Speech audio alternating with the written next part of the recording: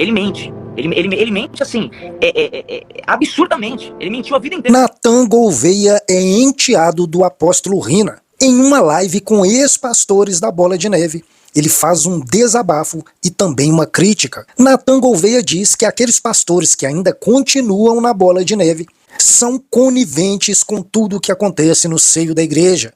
Natan Gouveia ainda encoraja os pastores que ainda continuam na Bola de Neve a montar uma tropa e partir fora da igreja. Um pedaço dessa live e as falas de Natan Gouveia você vai ver agora.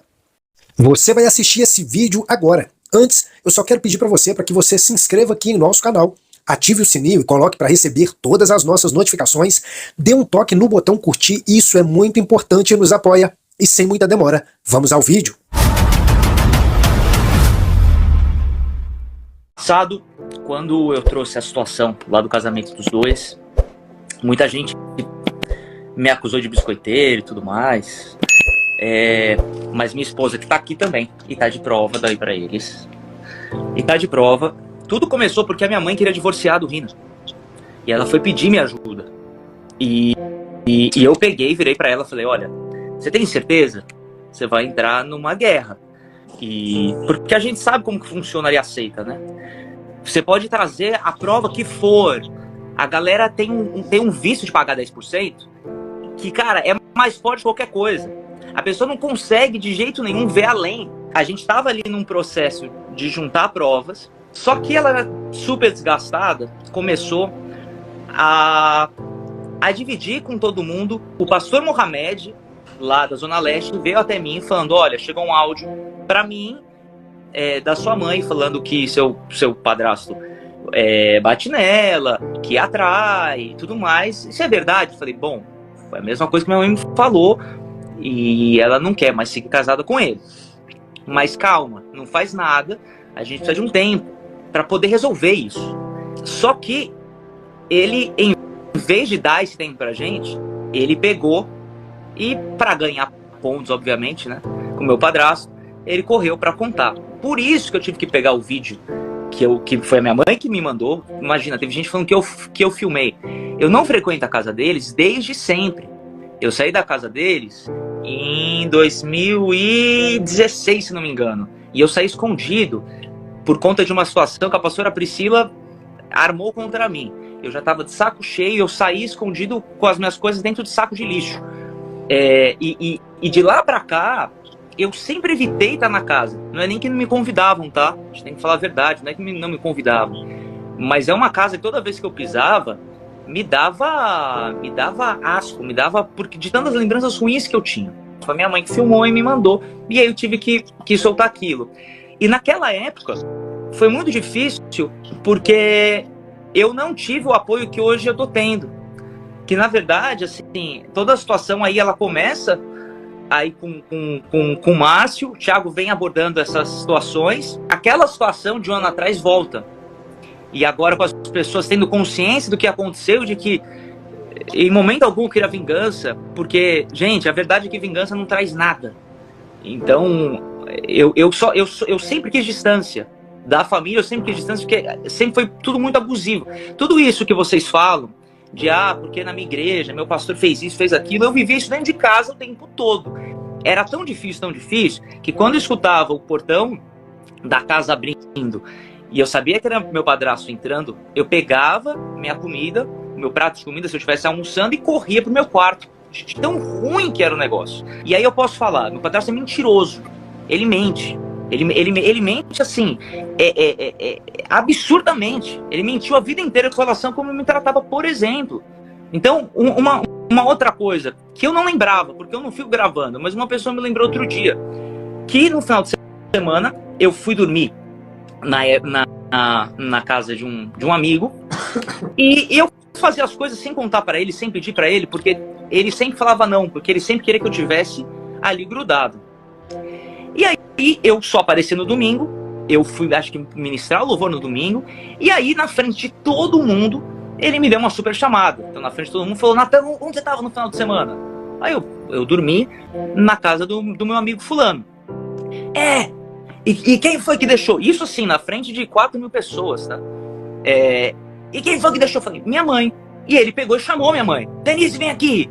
Por que você deixou e não falou comigo? Assim, ao vivo. Então, é muita hipocrisia também da parte dele. Falar, não, porque tem que resolver internamente. Nunca resolveu nem comigo. Nunca resolveu nem comigo, cara. Eu recebi uma proposta para trabalhar no maior escritório de futebol do Brasil. Aí talvez do maior empresário de futebol do Brasil. Eu deveria me apresentar no dia 6 de janeiro. E todos os anos, ali a virada do ano, a gente passava lá no litoral norte. Numa super casa, super legal. E eu precisava voltar.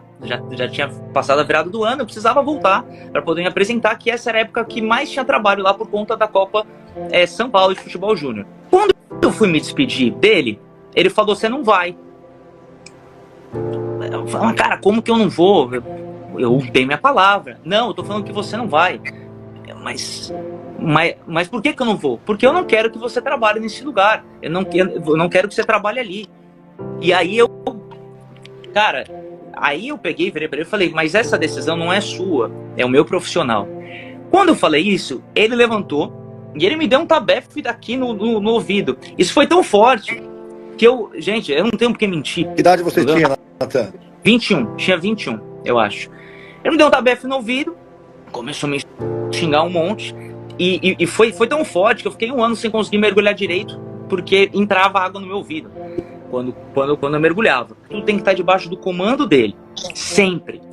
Então, assim, antes disso, eu trabalhei na Câmara dos Vereadores como assessor do Eduardo Tuma, tá? Esse trabalho, para ele, estava ok. Por quê?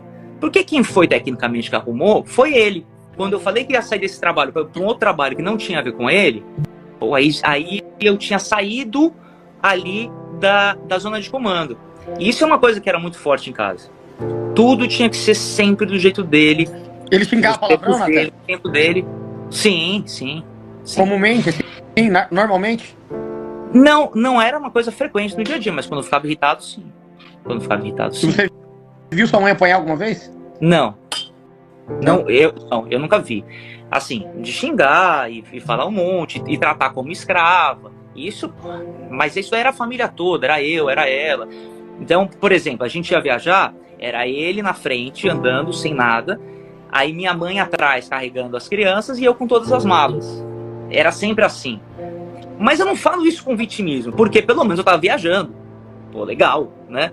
Mas é só pra que se entenda ali que sempre foi esse perfil. Tá, minha mulher tá aqui de prova. Amor, quando a gente viaja, por exemplo, eu deixo você carregar qualquer coisa? Não, nada. Quando, por exemplo, a gente... sei lá, a gente tem que carregar qualquer tipo de coisa. Eu deixo você carregar uma sacola? Não, nem quando eu chego no prédio. Então, isso nunca rolou em casa. Posso contar uma situação? Pode. Você perguntou, né, se o Natan já tinha visto ela apanhando do Rino, qualquer coisa do tipo.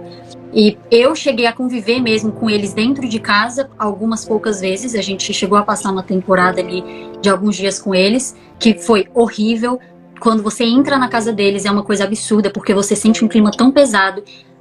Isso não é só a gente que fala, várias pessoas já disseram isso pra gente. Você sente assim um clima maligno mesmo, uma coisa pesada, te deixa triste, te deixa pra baixo.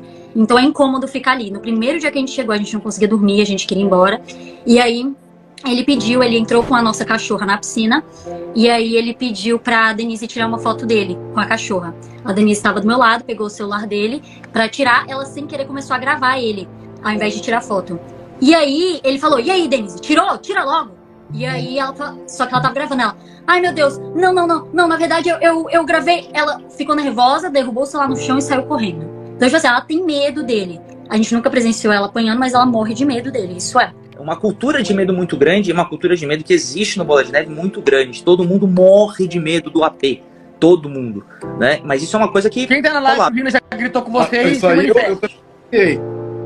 eu também sei. Essa cultura de medo e que as mulheres não podem falar, que as mulheres podem falar no culto de mulheres, mas quando está reunido ali os pastores, as mulheres não podem falar, não é para elas falarem. Se é absoluto, se a mulher for famosa, uma celebridade, assim, aí pode, né? Em público. Mas quando está naquele grupo de pastores, quem fala são os caras, principalmente aquela galera ali da cúpula, né? Mas posso falar uma coisa, ô Sandro? Fala entre aspas. porque a reunião do conselho é uma mentira. Eles se reúnem, o Rina fala, a turma só concorda e é isso. Acabou. Não existe conselho. O conselho foi uma coisa que foi criada pela doutora Thais Amorim, que não é mais advogada do Bola, para dar um respaldo jurídico maior. Mas, gente, pelo amor de Deus, não existe isso de conselho, as coisas não são debatidas. No final, é a decisão do meu padrasto e ponto. É isso, entendeu? Sempre foi assim. Tem muita gente boa no Bola de Neve, tem vários pastores sérios, e a verdade é que tem muita gente legal. Mas, hoje, eu tenho um entendimento muito claro. Se você ainda está no Bola, você é conivente com tudo isso. Você pode não pregar sobre cultura de honra, você pode não fazer isso, você pode não judiar da galera, você pode não colocar a galera para trabalhar de graça em cantina. Mas se você é pastor do Bola e você tá aqui, você me conhece. Você me conhece desde que eu sou moleque. Você não tem um A para falar de mim enquanto eu estive naquela igreja. Ou seita, como queira.